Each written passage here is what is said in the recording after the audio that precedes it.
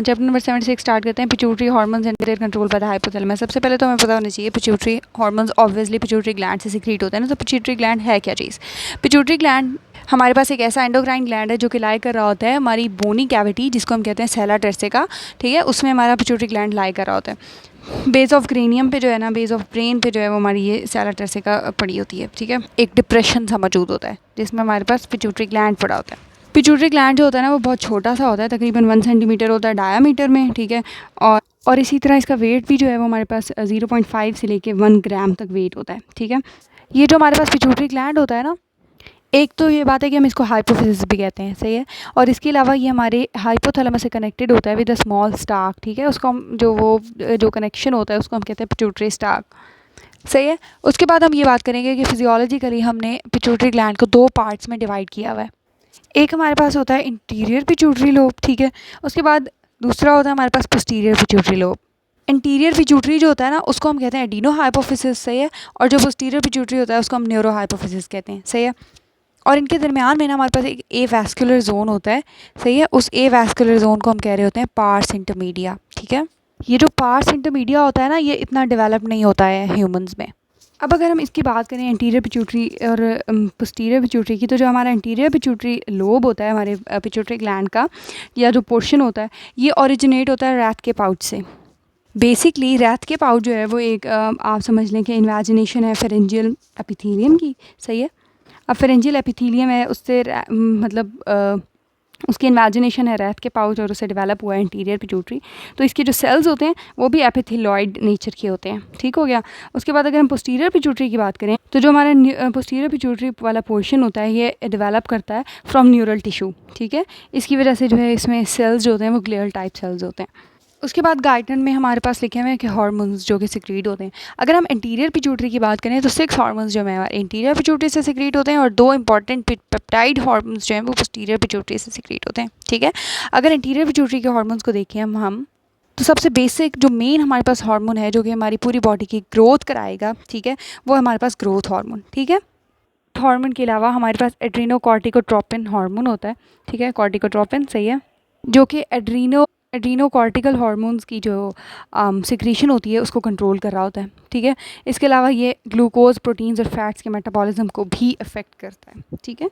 Glucose, protein और fats के metabolism को भी अफेक्ट करता है। उसके बाद हमारे पास होता है थायरोट्रोपिन, थायराइड स्टिमुलेटिंग हार्मोन, ठीक है। थायराइड स्टिमुलेटिंग हार्मोन ने क्या करना है, स्टिमुलेट करना है थायराइड को, लाइक जो थायरॉक्सिन है या ट्राईआयोडोथ्रायोनिन प्रोड्यूस हो रहा होता है थायराइड ग्लैंड से, उनकी सिक्रीशन को रेगुलेट करता है, कंट्रोल करता है। उसके बाद हमारे पास है FSH, ठीक है। FSH और ल्यूटिनाइजिंग हार्मोन, फॉलिकल स्टिमुलेटिंग और ल्यूटिनाइजिंग हार्मोन, ठीक है, गोनेडोट्रोपिक हार्मोन्स हैं जो कि सिक्रीट कर रहा होता है हमारा इंटीरियर पिट्यूटरी। ये गोनैड्स वाले हैं तो ये रिप्रोडक्टिव फंक्शन में इन्वॉल्व होते हैं। उसके अलावा प्रोलैक्टिन, ठीक है। प्रोलैक्टिन क्या होता है बेसिकली, ये हार्मोन जो होता है ये मेमरी ग्लैंड की डेवलपमेंट और मिल्क की ग्रोथ को मिल्क की प्रोडक्शन को रेगुलेट करता है। उसके बाद अगर हम बात कर लें कि पोस्टीरियर पिट्यूटरी से कौन से हार्मोन सिक्रीट हो रहे होते हैं, तो पहला हमारे पास होता है एंटी डायूरेटिक हार्मोन, ठीक है, और वेसोप्रेसिन भी जिसको हम कहते हैं। और दूसरा हमारे पास होता है ऑक्सीटोसिन। एंटी डायूरेटिक हार्मोन हमें पता है कि उसने जो वाटर की एक्सक्रीशन होती है उसको रेगुलेट करना होता है। और ऑक्सीटोसिन हमें पता है कि वो जो है कॉन्ट्रैक्शन कराता है यूट्रस की डिलीवरी में, ठीक है, लेबर में हेल्प करता है बेसिकली। और दूसरा जो है वो मिल्क की एजेक्शन कराता है। हमारा जो इंटीरियर पिट्यूटरी होता है ना उसमें स्पेसिफिक सेल टाइप्स होती हैं जो कि स्पेसिफिक हार्मोन्स को सिक्रीट कर रही होती हैं, ठीक है। जैसा कि हमारी गाइडलाइन में लिखा हुआ है कि सोमेटोट्रॉप्स, ठीक है, ये ह्यूमन ग्रोथ हार्मोन सिक्रीट करते हैं। कॉर्टिकोट्रॉप्स जो होते हैं एड्रीनोकॉर्टिकोट्रोपिन सिक्रीट करते हैं। गोनेडोट्रॉप्स गोनेड वाले हार्मोन सिक्रीट करेंगे लाइक ल्यूटिनाइजिंग हार्मोन और FSH, सही है। और लैक्टोट्रोप्स जो हैं वो प्रोलैक्टिन सिक्रीट करते हैं। इनको अगर हम थोड़ा सा दूसरे उसमें देखें ना तो एसिडोफिल्स, सही है, जो ग्रोथ हार्मोन्स को प्रोड्यूस कर रहे होते हैं ना, जौन से सेल्स जिनको हम सोमेटोट्रॉप्स भी कहते हैं, ये बेसिकली एसिडोफिल्स होते हैं क्योंकि ये एसिड वाला जो डाई होता है उसके साथ स्ट्रॉन्गली स्टेन करते हैं, ठीक है, इसलिए उनको एसिडोफिल्स कहते हैं। इसमें ग्रोथ हार्मोन और प्रोलैक्टिन ये जो है एसिडोफिल्स से सिक्रीट हो रहे होते हैं, सही है। बेजोफिल्स, ठीक है, बेजोफिल्स की अगर हम बात करें तो वो थायराइड स्टिमुलेटिंग हार्मोन जहाँ से सिक्रीट हो रहा है और हमारे जो दो गोनेडल हार्मोन सिक्रीट हो रहे हैं वो बेजोफिल्स से सिक्रीट होते हैं। क्रोमोफोब्स से बेसिकली प्रोलैक्टिन और कॉर्टिकोट्रोपिन जो है वो रिलीज़ होता है, ठीक है। इसमें एसिडोफिल्स को आप ये देख लें कि एसिडोफिल्स जो है वो एओसिनोफिल डाई के साथ स्टेन होता है, ठीक है। बेसोफिल जो है वो बेसोफिलिक, और क्रोमोफोर्स जो होते हैं ना वो पेल, उनकी जो स्टेनिंग होती है वो पेल होती है। एंटीरियर पिट्यूटरी ग्लैंड जो है उसमें जो हमारे 30 से 40% जो सेल्स हैं ना वो सोमेटोट्रॉफ्स हैं, ठीक है। 30 से 40% सेल्स हमारे पास सोमेटोट्रॉफ्स हैं और 20% सेल्स जो हैं वो ACTH सिक्रीट कर रहे होते हैं, कॉर्टिकोट्रोपिन सिक्रीट कर रहे होते हैं। उसके बाद अगर हम पोस्टीरियर पिट्यूटरी की बात करें ना, तो पोस्टीरियर पिट्यूटरी में जो हमारे हार्मोन्स होते हैं वो यहाँ सिंथेसाइज नहीं होते, बल्कि वो हाइपोथैलेमस में सिंथेसाइज होते हैं। हाइपोथैलेमस में हमारे पास मैग्नोसेलुलर न्यूरॉन्स पड़े होते हैं, ठीक है, जो कि जिनकी सेल बॉडीज़ जो हैं ये वाले हार्मोन्स प्रोड्यूस कर रही होती हैं। वो हाइपोथैलेमस से प्रोड्यूस होके आते हैं पोस्टीरियर पिट्यूटरी में और फिर यहाँ पे सिक्रीट किए जाते हैं। अगर हम पोस्टीरियर पिट्यूटरी के को ज़रा डिटेल में देखें ना, तो पोस्टीरियर पिट्यूटरी जिसको हम न्यूरोहाइपोफाइसिस भी कह रहे होते हैं, इसमें ग्लियल सेल टाइप सेल्स होते हैं जिनको हम कहते हैं पिटियोसाइट्स, ठीक है। क्या कहते हैं? पिटियोसाइट्स। ये जो पिटियोसाइट्स होते हैं ये कोई हार्मोन सिक्रीट नहीं कर रहे होते, सही है। इन पे जो है नर्व एंडिंग्स पड़ी होती हैं उन वाले न्यूरॉन्स की जो कि हमारे हाइपोथैलेमस में ओरिजिनेट हुए थे, ठीक है। हाइपोथैलेमस के भी पैरावेंट्रिकुलर और सुप्रा ऑप्टिक न्यूक्लियाई में जो नर्व ट्रैक्ट ओरिजिनेट हुए थे उनकी नर्व एंडिंग्स पड़ी होती हैं हमारे पिटियोसाइट्स पर इन द पोस्टीरियर पिट्यूटरी। ये जो नर्व ट्रैक्ट्स होते हैं जो कि ओरिजिनेट होते हैं in the paraventricular and the supra optic nucleus of the hypothalamus, travel करते हैं डाउन द पिट्यूटरी स्टाक और आके एंड करते हैं as the bulbous knob on the surface of the capillaries, ठीक है। अब ये सिक्रीटरी ग्रैन्यूल्स जो हार्मोन्स के हैं वो पड़े होते हैं इन बल्बस नॉब्स में। तो जब कोई नर्व इम्पल्स आती है, ठीक है, तो एक्सोसाइटोसिस के ज़रिए इन हार्मोन्स को सिक्रीट कर दिया जाता है, ठीक है, और ये हार्मोन्स एब्जॉर्ब हो जाते हैं उन कैपिलरीज़ में, ठीक है।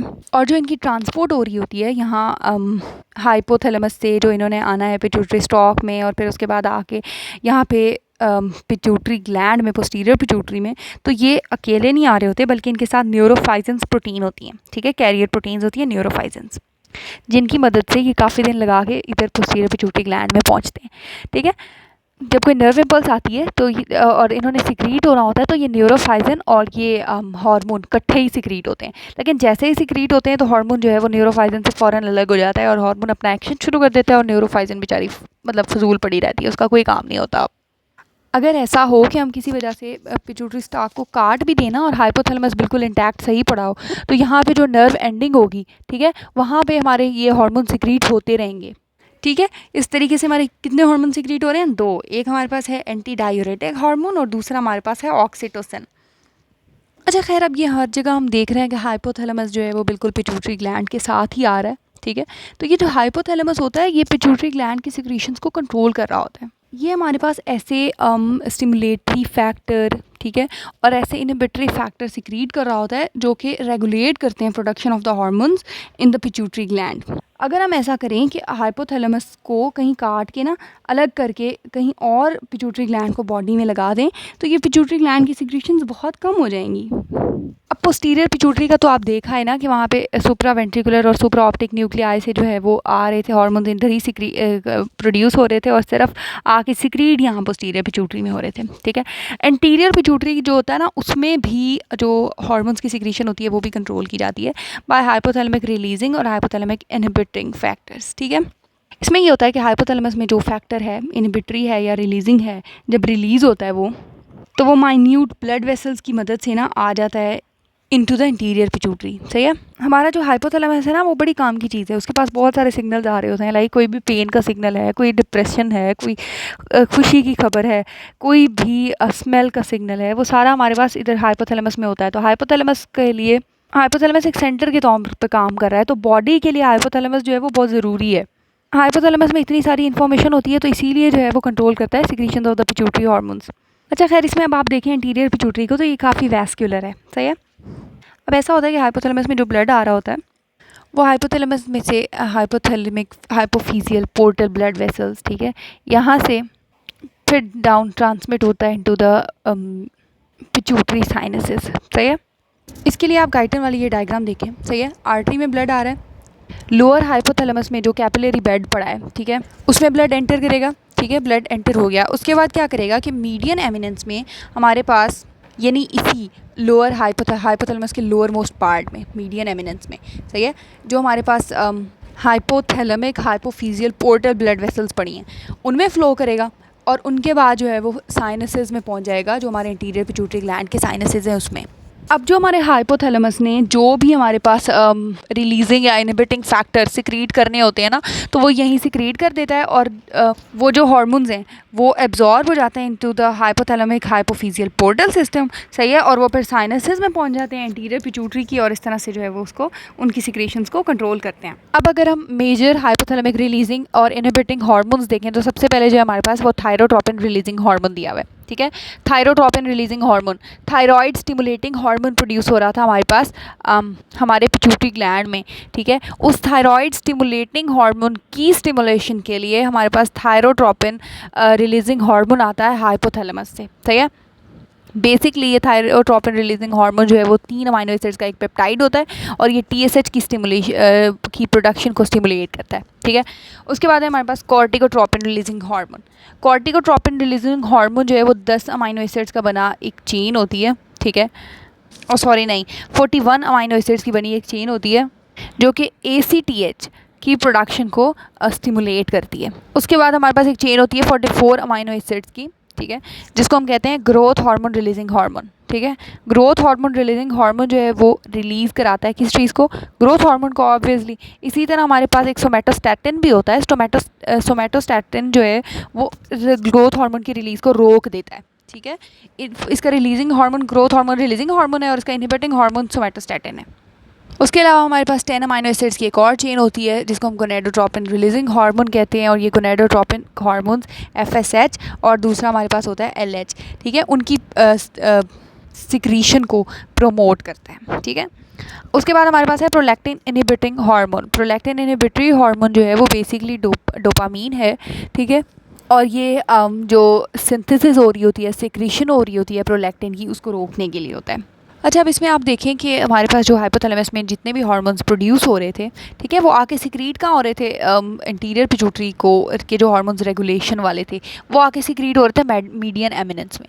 तो जब भी मीडियन एमिनेंस वाला या lower most part of the hypothalamus जब भी स्टिमुलेट होगा, तब क्या होगा, इन नर्व एंडिंग्स में से ये इनहिबिटिंग फैक्टर्स या रिलीजिंग फैक्टर्स सिक्रीट होंगे, सही है, जिसकी वजह से आगे इंटीरियर पिट्यूटरी के हार्मोन्स को रेगुलेट किया जा सकेगा। नेक्स्ट वीडियो में इंशाल्लाह जो है वो ग्रोथ हार्मोन और पोस्टीरियर पिट्यूटरी के हार्मोन्स को डिस्कस करेंगे।